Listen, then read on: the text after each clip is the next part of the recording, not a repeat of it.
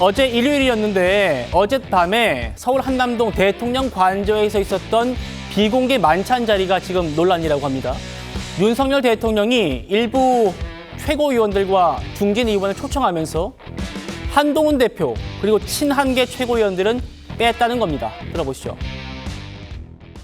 저는 안 갔습니다. 안 간 건 확실해요.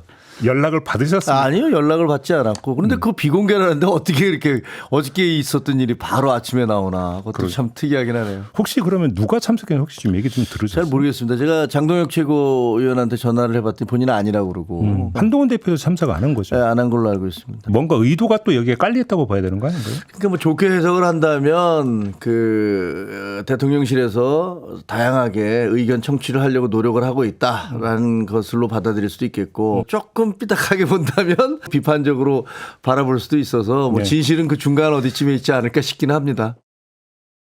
저는 오늘 따로 발언하지 않겠습니다. 자, 어제 윤석열 대통령이 초청한 사람은요, 이분들입니다. 친윤계로 꼽히는 분들이 많긴 해요.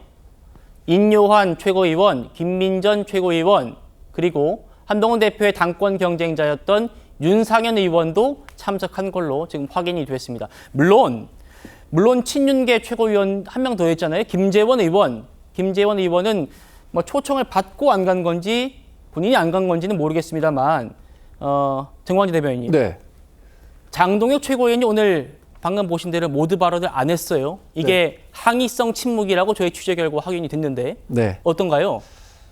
글쎄 최고위원회를 하다 보면 인요한 최고위원 같은 경우는 2주 동안 오늘 특별히 드린 말씀이 없다라고 해서 말씀을 하시지 않은 경우도 있었는데 지금 TV조선에서 항의성 침묵이었다라고 취재하셨다니까 그렇게 이해할 대목이 분명히 있다고 생각합니다. 근데 지금 이것을 일부러 친한계 최고위원은 안 부르고 비한계 최고위원만 불렀다라고 보기는 애매한 측면이 있습니다. 네. 저기 그래픽에는 김민전 최고위원이 참석한 것으로 했는데 제가 오늘 아침에 확인한 것은 김민전 의원은 자신 참여하지 않았다고 했고 김재원 최고위원도 참석하지 않았다고 했고 대통령실에서 지금 발표한 공식 입장을 보더라도 이게 윤상현 의원이 제안을 해서 번개 성격으로 모임이 급작스럽게 이루어졌는데 네. 그 가운데 인요한 최고위원을 부른 것은 최근에 의료개혁과 관련해서 다양한 말씀들을 인요한 최고위원이 했기 때문에 그런 민심 청취 차원에서 부른 것으로 알고 있습니다. 그래서 이번 그 만찬 모임을 우리 당내에서 친한계 또 비한계로 갈라치려는 그런 프레임으로 보기보다는 급작스럽게 이루어진 모임 과정에서 지도부의 인사도 포함됐고 윤상현 의원이 주도적으로 했기 때문에 자연스럽게 이루어진 과정이지 이것을 당내 갈등 요인으로 보기에는 무리다 이렇게 저는 보고 있습니다. 예. 그런데도 이런 해석이 나오는 것은 아무래도 지난달에 예정됐었던 한동훈 대표 체제 내에서의 지도부와 대통령실과의 만찬이 석연치 않은 이유라고 할까요? 수년됐고 아직 이루어지지 않은 상태에서 윤상현 의원과 인요한 최고위원이 함께 동석하는 만찬이 있었다는 측면에서 이런 해석이 나올 수 있다는 점은 그렇게 좋은 상황은 아니겠죠. 예. 최 의원님, 한동훈 대표 입장에서는 기분이 좋을 수는 없겠습니다만 방금 정 대변인 말씀처럼 대통령실에서 오늘 입장을 2번 냈어요. 네. 그때 뭐라고 했냐면 번개였다는 겁니다. 어제 4시쯤에 오후 4시쯤에 대통령실 설명은 수도권 중진 의원이라고 했습니다만 저희 다 알죠? 윤상현 의원이라는 거. 윤상현 의원이 대통령에게 연락을 해서 지금 이렇게 누구랑 있는데 가겠다. 이렇게 번개로 해서 약속이 성사돼서 만들어진 만찬 자리다. 그리고 언론에 일일이 공개하지는 않지만 그동안 이런 모임들은 꽤 많이 해왔다라는 거거든요. 그래서 이거 좀 해프닝으로 바라봐야지 굳이 이렇게 정색하고 무슨 대통령과 여당 대표 갈등이나 이렇게 볼 건 아니다라는 시각도 있습니다. 번개인지 여부는 사실 저희가 확인하기는 어렵죠. 대통령실의 설명이 그런 했습니다. 거지. 예. 설명이 그런 거지. 그건 저희가 설명이 맞다 이렇게 얘기할 건 아니지 않습니까? 그러나 이제 적어도 윤상현 의원이 주도한 거는 맞는 것 같아요.